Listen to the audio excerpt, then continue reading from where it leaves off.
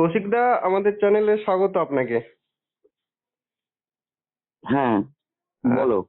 দাদা, আমরা দেখলাম যে বাংলা পক্ষের একেবারে শীর্ষ নেতৃত্ব গর্গ চট্টোপাধ্যায়কে পুলিশ আটক করেছে। আহ, তার মূল কারণ যেটা জানা যাচ্ছে যে আহ, ভোটকালীন সময়, ভোট গণনাকালীন সময় তার একটা ফেসবুক পোস্ট। কি বলবেন এই বিষয়ে? প্রথম কথা হচ্ছে সেটা ঠিক না ভুল সেটা তো কোর্ট ডিসাইড করবে। তো রাহুল গান্ধী ভারতের বিরোধী দলনেতা এবং যে বিরোধী আন্দোলনের এখন মুখ, যিনি বাংলার প্রাক্তন মুখ্যমন্ত্রী মমতা বন্দ্যোপাধ্যায় সহ প্রচুর বিরোধী নেতা নেত্রী এবং সাধারণ মানুষ ভারত জুড়ে বিভিন্ন সময়ে এই ভোট প্রক্রিয়া এবং তার ইভিএম এবং তার গণনা নিয়ে সংশয় প্রকাশ করেছেন, কেউ কেউ সরাসরি বলেছেন। এটা একটা মত প্রকাশের স্বাধীনতা হিসাবে দেখা উচিত।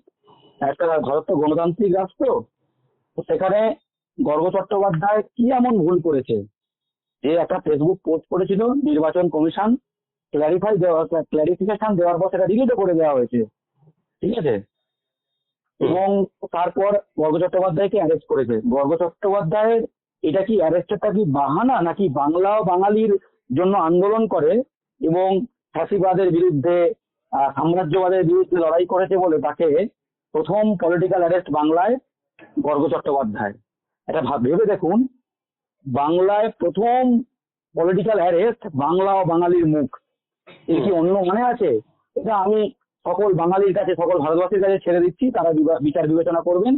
এবং আমি হকচকিয়ে গেলাম, আমরা সকলে হকচকিয়ে গেছি, যারা বাংলা পক্ষকে চেনে, যারা কোনোদিন আইন ভাঙেনি, যারা বাংলা পক্ষকে চেনে এবং জানে যে সবসময় কোনো জায়গায় কোনো আন্দোলনে আমরা ভাঙচুর কেন কোনো কিচ্ছু করি না, পুলিশের সঙ্গে সহযোগিতা করি। সেখানে বলা হলো যে 24-30 কোথাও 24, কোথাও 30 রাউন্ড কার্তুজ পাওয়া গেছে। এই কার্তুজ গুলোর গল্প কলকাতা পুলিশ ইতিমধ্যেই উড়িয়ে দিয়েছে। পুলিশ কমিশনার তিনি প্রেস কনফারেন্স করেছেন, তাকে ধন্যবাদ জানাই। এবং যারা এটা করেছে তাদের একটা উদ্দেশ্য প্রণোদিত ভাবে করেছে। মিডিয়ার যে সেকশন বা রাজনীতির যে সেকশন এটা করেছে, তারা যা উদ্দেশ্য প্রণোদিত ভাবে করেছে, তার কারণটা কি মেলাইন করা, যে বাংলা পক্ষ আতঙ্কবাদী সংগঠন, বাংলা পক্ষ গুলি বন্দুক আছে, এটা দেখানোর জন্য করেছে। গর্গ চট্টোপাধ্যায়ের কাছে 24 রাউন্ড কার্তুজ নয়, 2 রাউন্ড বন্ধু হচ্ছে, 2 রাউন্ড হচ্ছে ফোন পাওয়া গেছে।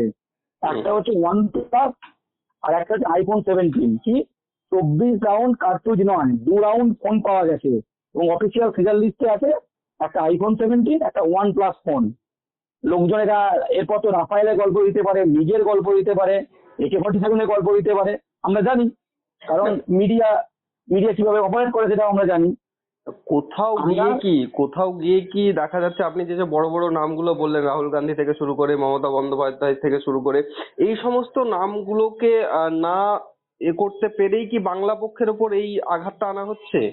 মানে বাংলা পক্ষকে কি কোথাও গিয়ে পাঠার বলি করা হচ্ছে, বা তাদের সংগঠন তাদের প্রথম গ্রেপ্তার বাংলা পলিটিক্যাল গ্রেপ্তার বাংলা ও বাঙালির মুখ, এই মেসেজটাই তো না বোঝার জন্য।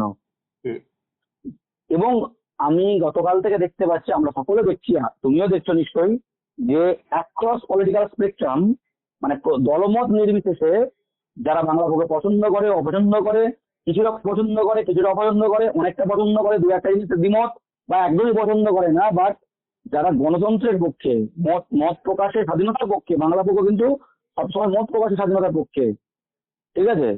তো সেখানে দেখো প্রত্যেকে প্রতিবাদ করছে, এটা আমরা আপ্লুত, এটা আমরা ধন্যবাদ জানাই, কৃতজ্ঞতা স্বীকার করি যে আমাদের যে বিপদের সময়, বাঙালির বিপদের সময় যেভাবে বিভিন্ন দলের নেতা নেত্রী, অনেক দল কিন্তু অফিসিয়ালি বিবৃতি দিয়েছে। এবং সেখানে গর্গ চ্যাটার্জির পাশে দাঁড়িয়েছে এবং অল ইন্ডিয়া থেকে প্রচুর প্রতিবাদ হচ্ছে। বিভিন্ন মানুষ, অ্যাক্টিভিস্ট, গণতন্ত্রপ্রিয় মানুষ ইনভলভ এর মধ্যে, ঠিক আছে।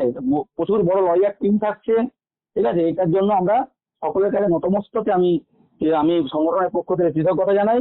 এই লড়াই ফ্যাসিবাদের বিরুদ্ধে, অগণতান্ত্রিক ব্যবস্থার বিরুদ্ধে, গ্রেপ্তারির বিরুদ্ধে, এবং যারা ফেডারেল স্ট্রাকচারের পক্ষে, যারা মত প্রকাশের স্বাধীনতার পক্ষে, যারা বাংলা ও বাঙালি সহ বিভিন্ন অহিন্দি জাতির অধিকারের পক্ষে, সমান অধিকারের পক্ষে, তাহলে সকলের কাছে আমি হাত জোর করে অনুরোধ করবো যে আপনি আমাদের পছন্দ করতে পারেন, অপছন্দ করতে পারেন, কিন্তু আজকের এই সময়ে আজকে আমাদের উপর আঘাত এসছেন, কালকে আপনার উপর আঘাত আসবে, তাই সবার উপর আঘাত আসার আগে যদি আমরা প্রথম আঘাতেই ঘুরে দাঁড়াই, আশা করছি আমরা সফল হব। এই বাংলা পক্ষের যে গর্গ চট্টোপাধ্যায় অ্যারেস্ট, তার শুধুমাত্র কি আইনি লড়াইয়ে আপনারা সীমাবদ্ধ থাকছেন, বা রাস্তায় কি কোনো প্রতিবাদ আপনারা নামছেন? হুম। আপনারা কি রাস্তায় কোনো প্রতিবাদে নামছেন, না শুধুমাত্র আইনি লড়াইয়ে সীমাবদ্ধ থাকছেন? না, আজকে তো কোর্টের বাইরে প্রচুর প্রচুর লোকজন থাকবে। আচ্ছা। আমি তো রাখছি, আমাকে ঠিক আছে, একটা ফোন এসছে, রাখছি।